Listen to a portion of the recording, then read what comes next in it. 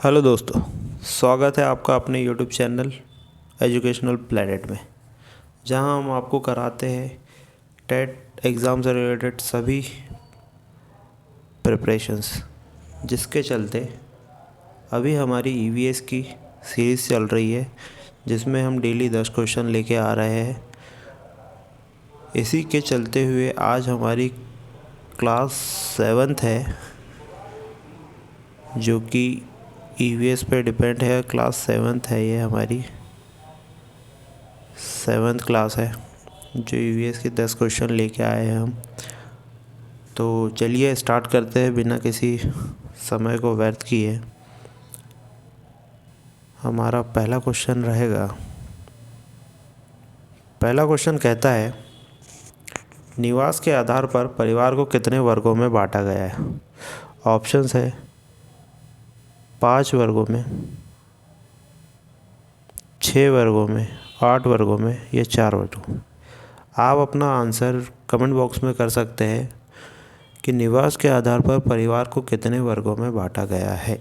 चलिए हम इसका एक्सप्लेनेशन देखते हैं। क्या है एक्सप्लेनेशन? सॉरी। भारत में परिवार को निवास के आधार पर कुल 6 भागों में बांटा गया है। पितृस्थानिक, मातृस्थानिक, नवस्थानिक, मातृपितृस्थानिक, मामा स्थानिक और द्विस्थानिक। कुल मिला के 6 भागों में भारतीय परिवारों को निवास के आधार पर बांटा गया है। पितृ, मातृ, नव, मातृपितृ, मामा, मामा और देवस्थानी। तो हमारे क्वेश्चन नंबर पहले का आंसर होगा ऑप्शन नंबर 2, 6 प्रकार में बांटा गया है निवास के आधार पर। चलिए नेक्स्ट क्वेश्चन में चलते हैं। नेक्स्ट क्वेश्चन क्या कहता है? क्वेश्चन नंबर 2 बोलता है, हिंदू धर्म के अनुसार विवाह के कितने प्रकार माने गए? हिंदू धर्म के अनुसार विवाह के प्रकार बताने। ऑप्शंस है 8, 10, 4 या 2।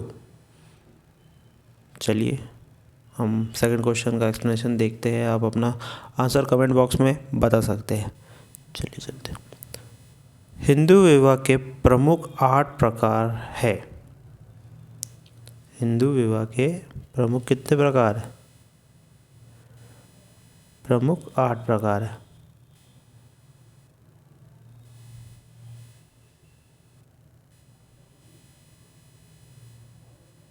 प्रमुख 8 प्रकार है, जो कि इस प्रकार है। तो देखो एक्सप्लेनेशन क्या कह रहा है, फिर से देखते हैं।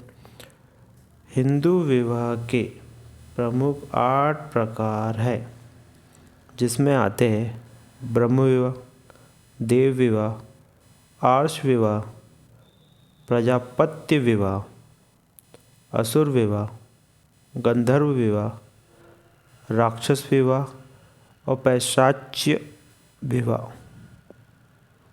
कुल मिला के 8 विवाह है जो हमारे हिंदू धर्म में मुख्यतः माने जाते हैं, जिसमें से प्रथम 4 विवाह उत्तम विवाह की श्रेणी में आते हैं और अंतिम 4 विवाह अधम विवाह की श्रेणी में आते हैं। ये भी अच्छे क्वेश्चन बन सकते हैं कि पहले 4 ऑप्शन दे दे ये और बोले कि उत्तम विवाह में कौन सा नहीं आता है, तो हमें ब्रह्म, देव, आर्ष और प्रजापत्य विवाह को छोड़ के जो भी आंसर मिले वो आंसर होगा।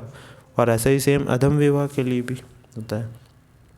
तो हमारे क्वेश्चन नंबर 2 का आंसर क्या होगा कि कुल मिला के 8 विवाह होते हैं हिंदू धर्म के अनुसार। चलिए नेक्स्ट क्वेश्चन पे चलते हैं। नेक्स्ट क्वेश्चन क्या है? नेक्स्ट क्वेश्चन कहता है,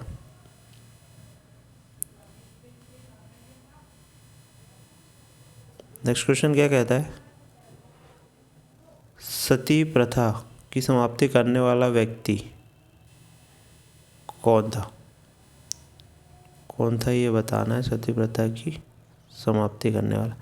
ऑप्शन है Lord Dalhousie, Lord Wellesley, Lord Bentinck, Lord Macaulay. तो आप अपना आंसर कमेंट बॉक्स में कर सकते हैं। हम इसका एक्सप्लेनेशन देखते हैं कि क्या है। सती प्रथा व कन्यावध पर किसने काम किया है? राजा राम मोहन राय ने।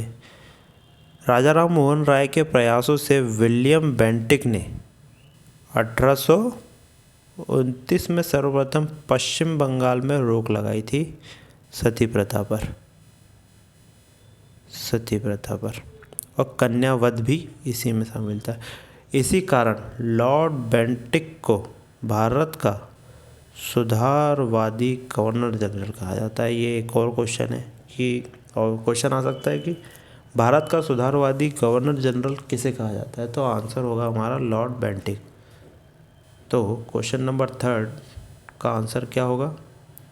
ऑप्शन नंबर 3 लॉर्ड बेंटिक ने सती प्रथा की समाप्ति करवाई थी, और वो भी किसके हेल्प से? राजा राम मोहन राय के प्रयासों। तो राजा राम मोहन राय, ये भी एक अच्छा क्वेश्चन बन सकता है इनके ऊपर। नेक्स्ट क्वेश्चन देखते हैं। नेक्स्ट क्वेश्चन क्या है?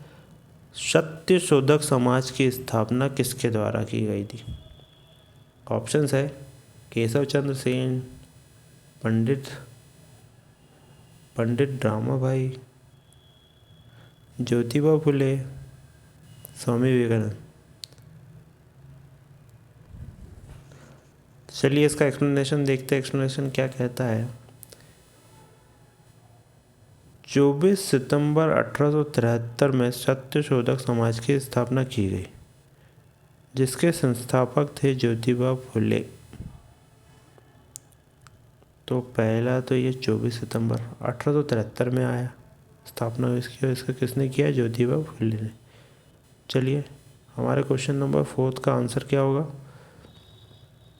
ज्योतिबा फुले, ऑप्शन नंबर 3, जिन्होंने सत्यशोधक समाज की स्थापना की थी। नेक्स्ट क्वेश्चन पे चलते हैं। नेक्स्ट क्वेश्चन क्या है? क्वेश्चन नंबर 5, विश्व में सर्वाधिक गन्ना कहाँ पाया जाता है? ऑप्शन कुछ इस प्रकार है: भारत में, ब्राज़ील में, श्रीलंका में या चीन में। सर्वाधिक गन्ना किस देश में पाया जाता है, ये बताना है। तो आप अपना आंसर कमेंट बॉक्स में बताइए। एक्सप्लेनेशन देखते हैं हम। गन्ना उत्पादक में ब्राज़ील प्रथम स्थान पर है, जबकि भारत दूसरे स्थान पर, और भारत में उत्तर प्रदेश प्रथम स्थान पर आता है गन्ना के उत्पादन में। तो प्रथम कौन है? ब्राज़ील। तो क्वेश्चन नंबर 5 का आंसर क्या होगा? ऑप्शन नंबर 2, ब्राज़ील है। हम कहाँ पे आते हैं? 2nd नंबर पे, और ये क्या है? 1st नंबर पे।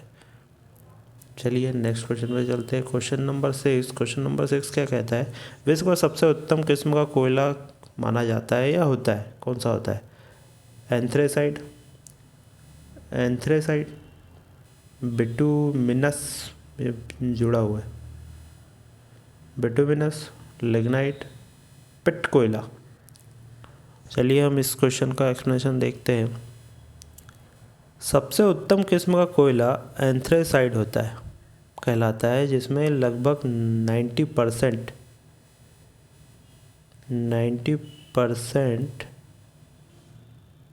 कोयला मौजूद होता है। तो हमारे क्वेश्चन नंबर 6 का आंसर होगा एंथ्रेसाइट।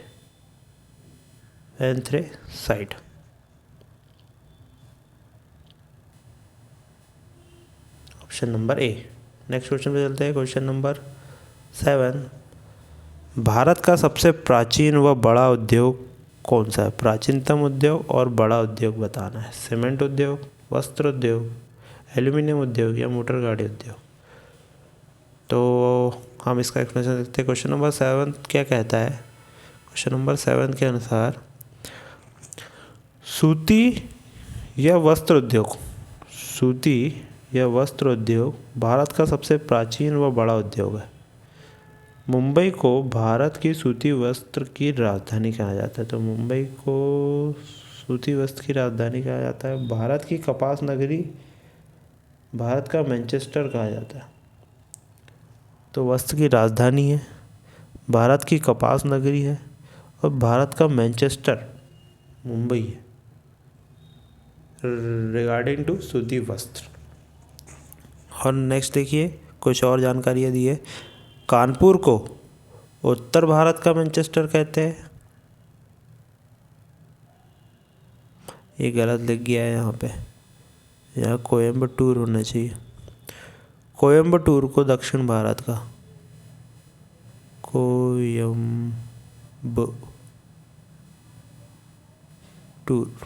को दक्षिण भारत का, और अहमदाबाद को भारत का बोस्टन कहा जाता है। तो यहाँ तीन अलग और क्वेश्चंस मिलते हैं हमको। कानपुर को उत्तर भारत का मैनचेस्टर कहते हैं, कानपुर को उत्तर भारत का मैनचेस्टर कहा जाता है, और कोयम्बटूर को दक्षिण भारत का, अहमदाबाद को भारत का बोस्टन कहते हैं, मुंबई को भारत का मैनचेस्टर कहते हैं, और सूतीवत सबसे बड़ा है। तो हमारे क्वेश्चन नंबर 7 का आंसर क्या होगा? आंसर होगा वस्त्र उद्योग, ऑप्शन नंबर 2। चलिए नेक्स्ट क्वेश्चन नंबर 8 पे चलते हैं। 8 बोलता है कुटीर ज्योति योजना का संबंध किससे? ग्रामीण विद्युत कनेक्शन से, ग्रामीण कुटीर उद्योग से, ग्रामीण शिक्षा से, या वृद्ध आश्रम से? तो आप अपना आंसर कमेंट बॉक्स में दीजिए, हम इसका एक्सप्लेनेशन देखते हैं। एक्सप्लेनेशन क्या है? कुटीर ज्योति योजना का संबंध ग्रामीण विद्युत कनेक्शन से है। तो क्वेश्चन नंबर 8 का आंसर होगा ग्रामीण विद्युत कनेक्शन। ये योजना के नाम से समझ में आ रहा है, ज्योति बोले तो इलेक्ट्रिसिटी।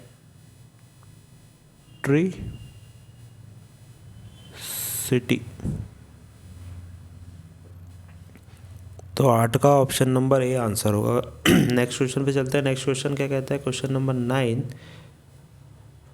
हालांकि अब पंचवर्षीय योजना ख़त्म हो गई है, पर क्वेश्चन है भारत में पंचवर्षीय योजना अंतिम रूप से किसके द्वारा अनुमोदित होती है? केंद्रीय मंत्रिमंडल, प्रधानमंत्री की सलाह पर राष्ट्रीय विकास परिषद, या योजना आयोग? तो चलिए हम इसका एक्सप्लेनेशन देखते हैं। एक्सप्लेनेशन क्या कहता है? पंचवर्षीय योजना का अंतिम रूप राष्ट्रीय विकास परिषद के द्वारा अनुमोदित किया जाता है, और इसका पदेन अध्यक्ष कौन होता था? प्रधानमंत्री होता था, जो कि अब खैर पंचवर्षीय योजनाएं बंद हो गई है, उसकी जगह कुछ और आ गया है। तो हमारे क्वेश्चन नंबर 9 का आंसर क्या होगा? राष्ट्रीय विकास परिषद, ऑप्शन नंबर 3 है, जो कि पंचवर्षीय योजना का अंतिम रूप अनुमोदित करती है। नेक्स्ट क्वेश्चन पे चलते हैं, जो कि हमारा आज का लास्ट क्वेश्चन है। क्या कहता है लास्ट क्वेश्चन नंबर 10, ताजमहल को नुकसान पहुंचा सकता है? क्या है जो ताजमहल को नुकसान पहुंचा सकता है? यमुना की बाढ़, तापमान में वृद्धि से, मथुरा रिफाइनरी के वायु प्रदूषण से, या उपरोक्त सभी से? तो चलिए हम इसका एक्सप्लेनेशन देखते हैं। आप अपना आंसर कमेंट बॉक्स में दे सकते हैं। तो क्वेश्चन नंबर 10 का है एक्सप्लेनेशन कुछ इस प्रकार, मथुरा तेल शोधक कारखाने से निकलने वाला सल्फर डाइऑक्साइड गैस SO2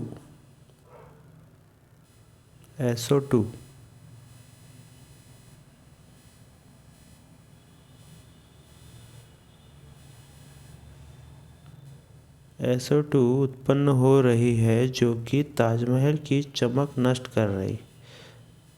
अतः सल्फर डाइऑक्साइड है जो मार्बल को हार्म करता है। तो ऑप्शन नंबर 3 होगा, जो कि ताजमहल को नुकसान पहुंचा रहा है वहाँ की रिफाइनरी वायु प्रदूषण से। तो जो SO2 होता है वो मार्बल को क्षति पहुंचाता है। तो हमारे 10वें का आंसर होगा 3rd। तो इस प्रकार से हमारे 10 क्वेश्चन पूरे होते हैं। आशा करता हूँ आपको अच्छे लगे होंगे, और आपने अपना स्कोर कमेंट बॉक्स में ज़रूर बताइएगा। Thank you for watching. Please like, share and subscribe our channel. Next हम लाते हैं next series next class next day. तब तक के लिए बाय, शुक्रिया, धन्यवाद।